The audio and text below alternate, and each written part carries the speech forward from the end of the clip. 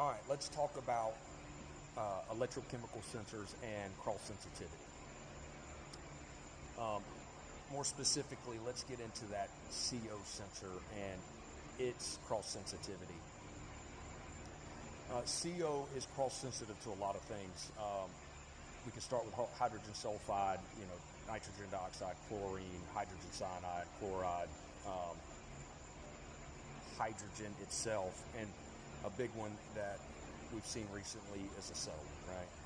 So acetylene and that CO sensor, it's a 202% increase. So let's say you're reading 100 parts per million on that CO sensor, you're reading 202 parts per million acetylene, right?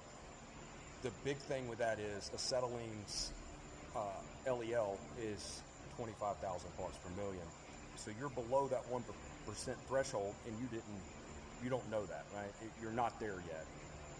If you isolate that lead, get down in there, you're going to get an LEL reading.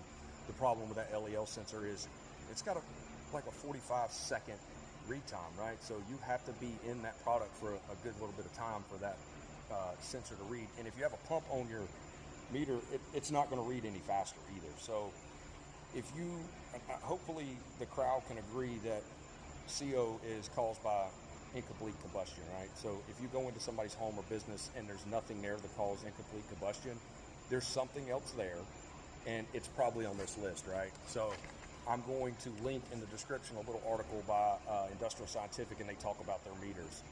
The big thing to remember is there could be something else there. This is not an exact science. You can kind of try to figure that out through this chart, but there's other special means about doing that. So just remember, look through your chart here and see if it could possibly be one of those things. MSA, they have their own, chart, and they have their own description on how to do that. So if you have questions, go to that website. But try to remember that CO sensor will pick other contaminants up, right? Any of your electrochemical sensors. They're little sensitive little guys, and they'll be picky.